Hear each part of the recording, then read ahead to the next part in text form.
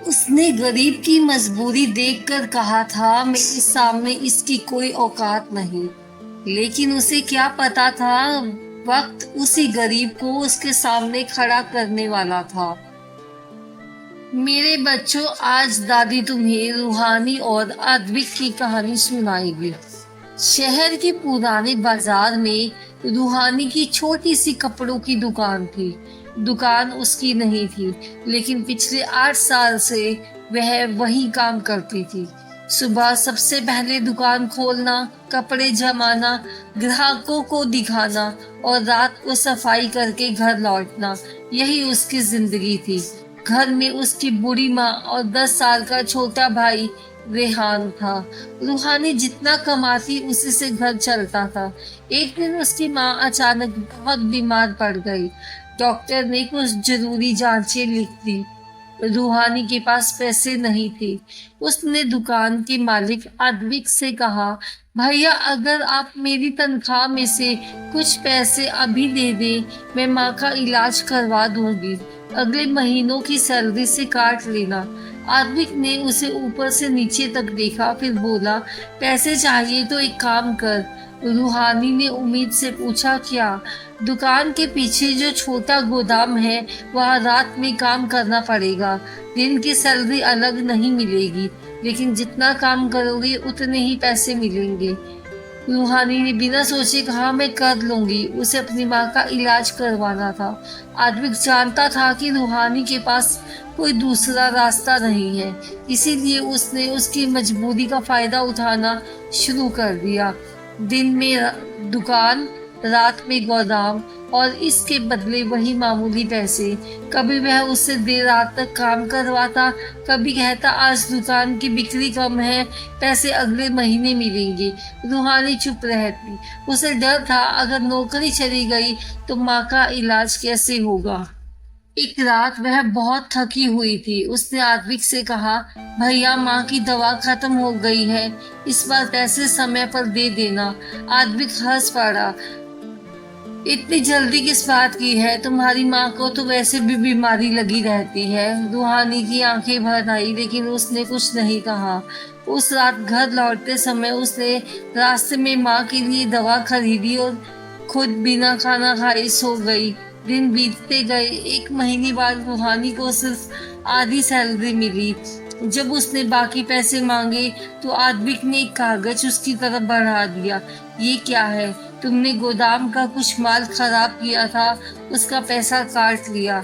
रूहानी घबरा गई, लेकिन मैंने कुछ खराब नहीं किया। आद्विक ने ठंडी आवाज में कहा, साबित करो। रूहानी चुप हो गई, क्योंकि उसके पास कोई सबूत नहीं था।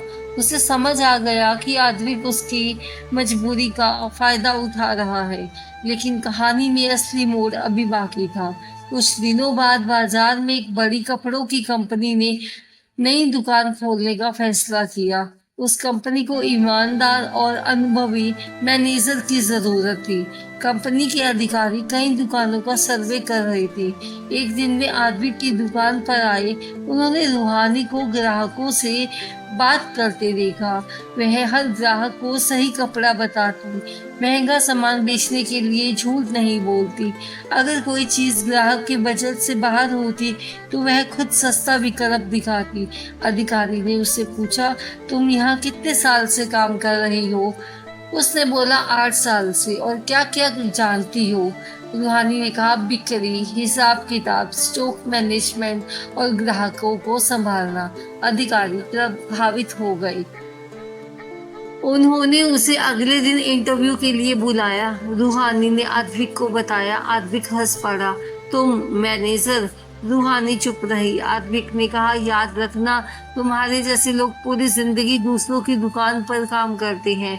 रूहानी ने पहली बार उसकी आंखों में देखकर कहा, शायद, और वह वहां से चली गई। अगले हफ्ते रूहानी को नई नौकरी मिल गई। वह उसी कंपनी की स्टोर मैनेजर बन गई। सैलरी आद्विक की दुकान से लगभग 3 गुना थी, लेकिन उसने पुरानी दुकान की बुराई कहीं नहीं की। बस अपनी माँ का इलाज शुरू करवाया और भाई रेहान को अच्छे स्कूल में दाखिला दिलवाया। कुछ महीनों के बाद आद्विक की दुकान की हालत खराब होने लगी। उसने कर्मचारियों के साथ भी वही व्यवहार किया था। एक एक करके पुराने कर्मचारी नौकरी छोड़ने लगे।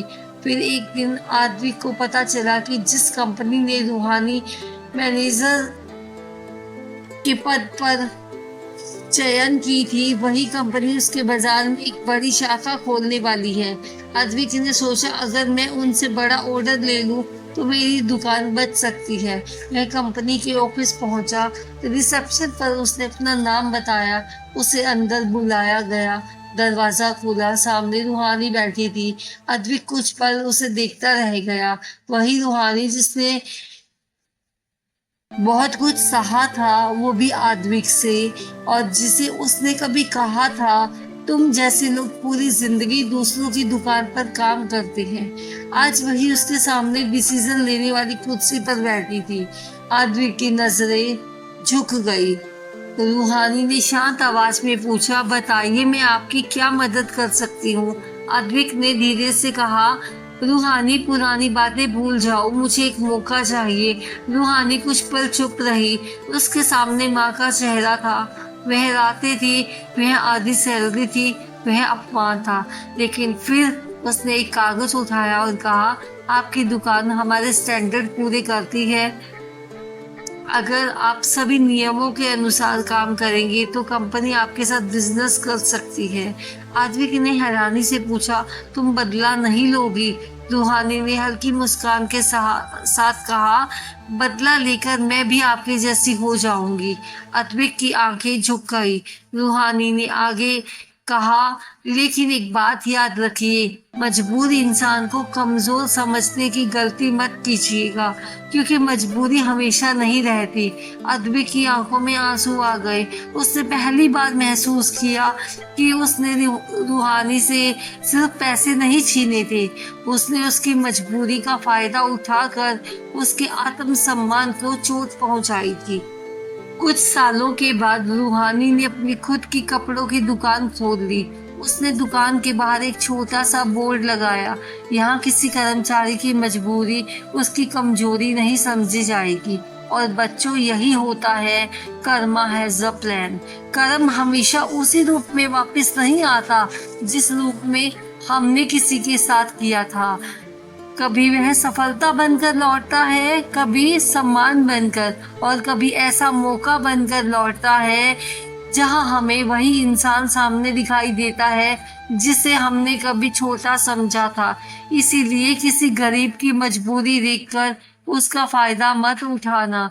हो सकता है आज उसके पास पैसे ना हो, लेकिन उसके पास मेहनत है, हिम्मत है, और सबसे बड़ी बात, उसका कल अभी बाकी है। दादी की एक बात हमेशा याद रखना बच्चों, किसी की मजबूरी पर बनाया हुआ फायदा कभी स्थायी नहीं होता, क्योंकि कर्म का हिसाब देर से नहीं लेकिन पूरा जरूर होता है। अगर कहानी ने आपके दिल को छुआ हो तो इसे उस इंसान तक जरूर पहुंचाइए जिसे लगता है कि गरीब और मजबूर इंसान कमजोर होता है, क्योंकि वक्त बदलते देर नहीं लगती और कर्मा हैज अ प्लान। मिलते हैं एक ऐसी नई वीडियो में। तब तक हमारे चैनल दादी की चिट्ठी को जरूर सब्सक्राइब करें। धन्यवाद।